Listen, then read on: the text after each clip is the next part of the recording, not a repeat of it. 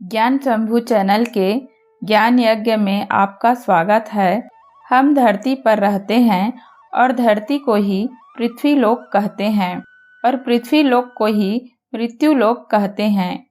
इसे मृत्यु लोक इसलिए कहते हैं क्योंकि अन्य सभी लोकों में मृत्यु नहीं होती। यह हमारी कर्म भूमि है। यहाँ हम अपना अपना कर्म करते हैं, पर जब हम मर जाते हैं तो हम कहाँ जाते हैं? मरने के बाद हमारी 3 जगह जाने की संभावना होती है। पहला, यदि हम कोई घृणित पाप किए होते हैं तो हम प्रेत योनि में चले जाते हैं। दूसरा, हम अपने पाप कर्मों का फल भोगने के लिए नरक जाते हैं। तीसरा, हम अपने पुण्य कर्मों का फल भोगने के लिए स्वर्ग जाते हैं। ऐसा क्यों? क्योंकि कोई भी व्यक्ति यह नहीं कह सकता कि आज तक मैंने कोई भी पाप नहीं किया है, और कोई भी व्यक्ति यह भी नहीं कह सकता कि आज तक मैंने कोई पुण्य नहीं किया है। लेकिन हमारे कुछ पाप कर्म और कुछ पुण्य कर्म ऐसे होते हैं जिनका फल हमें फिर से मृत्यु लोक में जन्म लेकर भोगना पड़ता है। जैसे कोई हमें बद्दुआ देता है कि जिस तरह तुमने मेरा दिल दुखाया है उसी तरह तुम्हारा भी दिल दुखेगा, तुम भी दुख को भोगोगे। पर इस बद्दुआ के फलीभूत होने से पहले हमारी मृत्यु हो जाती है, तो इस पाप कर्म का फल हमें अगला जन्म में भोगना पड़ता है। उसी तरह यदि किसी ने हमें हमारे किसी अच्छे कार्य के लिए दिल से दुआ दी है, पर इस पुण्य कर्म का फल फलीभूत होने से पहले हमारी मृत्यु हो जाती है, तो इस पुण्य कर्म का फल हमें अगले जन्म में मिलता है। इसलिए कुछ लोग इस धरती को ही स्वर्ग और इस धरती को ही नरक कहते हैं। जैसे भीष्म पितामह थे, युद्ध भूमि में जब वे बाणों की सैया में दर्द से तड़प रहे थे तो श्री कृष्ण को बुलाकर पूछते हैं कि हे श्री कृष्ण, मैंने ऐसे कौन सा पाप किया जो आज दर्द से तड़प रहा हूँ। भीष्म पितामह को उनके पिता द्वारा इच्छा मृत्यु का वरदान था, पर उन्होंने प्रतिज्ञा ली थी कि जब तक मैं हस्तिनापुर के राज्य को सुरक्षित नहीं देख लेता तब तक मैं मृत्यु को स्वीकार नहीं करूँगा। तो भीष्म पितामह श्री कृष्ण से पूछते हैं कि मैंने कौन सा पाप किया है।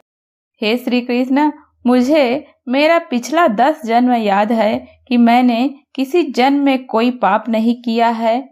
तो श्री कृष्ण कहते हैं कि तुम्हें तुम्हारा पिछला 10 जन्म तो याद है, पर पिछला 11वां जन्म याद नहीं है। पिछले 11वें जन्म में आप एक राजकुमार थे और आप अपने रथ पर जा रहे थे। तब आपके रथ के सामने एक बड़ा सर्प आ जाता है और आप उस सर्प को रथ के पहिए के न आए सोचकर एक बड़े डंडे में किनारे लगाते हो, तो वह किनारे लगते वक्त डंडे से उछलकर एक कटीली झाड़ी में जा गिरता है। उसका पूरा शरीर कांटे से छिदा जाता है और वह बहुत दिनों तक उसी अवस्था में तड़प तड़प कर जीता है।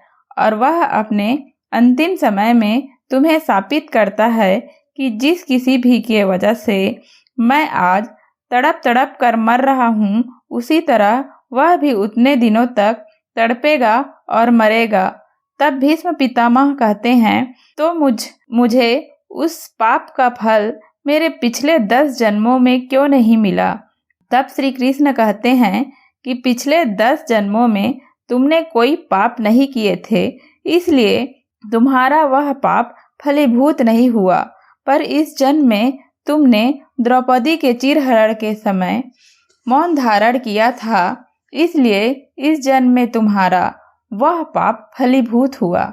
इसी तरह गरुड़ पुराण में बताया गया है कि जो नंदी को मारता है वह कुबड़े का जन्म आता है, और जो झूठी गवाही देता है वह गूंगा जन्म आता है, और वगैरह वगैरह।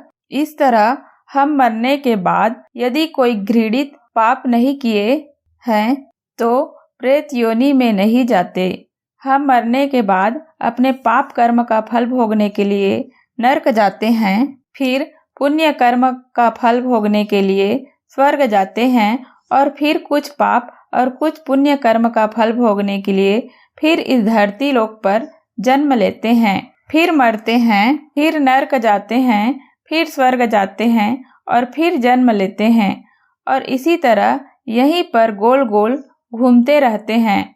मृत्यु लोक, नरक, स्वर्ग, मृत्यु लोक, नरक, स्वर्ग। तो गोल गोल घूमने के वजह से इसे जन्म मृत्यु का चक्र या जन्म मरण का चक्र कह देते हैं। और हमारा एक पाप अधिक होता है तो भी हमें इस मृत्यु लोक में जन्म लेना पड़ता है और एक पुण्य अधिक होता है तो भी इस मृत्यु लोक में जन्म लेना पड़ता है। तो इस जन्म मरण के चक्र से निकलने के लिए हम क्या करें और क्यों बाहर निकले इस चक्र से? पहली बात तो ये कि स्वर्ग में भगवान नहीं होते, भगवान अपने धाम में होते हैं। स्वर्ग केवल हमारे पुण्य कर्मों के फल भोगने का सुखदायक स्थान है। दूसरी बात ये कि यह संसार विशाल बंदी गृह है, जेल है, जहां हम सब अपने अपने कर्मों की सजा भोगने के लिए या अच्छे कर्म करके परमात्मा में समा जाने के लिए जन्म लेते हैं। जब हम जन्म लेते हैं तब भी हमें बहुत पीड़ा होती है और जब हम मरते हैं तब भी हमें बहुत पीड़ा होती है और हम जब जीते हैं तब भी हमें बहुत पीड़ा होती है। हम अब बहुत संघर्ष करते हैं अपने जीवन में और इस सब पीड़ा से निकलने का एकमात्र उपाय जन्म मरण के चक्र से निकलकर परमात्मा में समा जाना है। परमात्मा में जब हम समा जाएंगे तो हमारा दूसरा जन्म नहीं होगा, पर जब हम इस जन्म मरण के चक्र से निकलेंगे तभी हम परमात्मा में समाएंगे। पर हम इस जन्म मरण के चक्र से कैसे निकले? और जब एक पाप अधिक होने से भी हमें इस मृत्यु लोक में जन्म लेना पड़ता है और एक पुण्य अधिक होने से भी हमें इस मृत्यु लोक में जन्म लेना पड़ता है, तो क्या हम अपना कर्म करना छोड़ दे, एक आलसी की तरह बिस्तर पर बैठ जाए या सन्यासी बन जाए? यदि हम आलसी की तरह बिस्तर पर बैठ जाए तो भी कर्म बनेगा, पाप कर्म, अपने कर्तव्य से विमुख होने का पाप कर्म। और यदि हम सन्यासी बन जाए तो भी कर्म बनेगा। कर्म से कोई भी नहीं बच सकता। एक सन्यासी को भी कर्म करना पड़ता है, एक साधारण व्यक्ति को भी कर्म करना पड़ता है और एक गृहस्थ को भी कर्म करना पड़ता है। तो क्या है इस कर्म से मुक्ति का उपाय?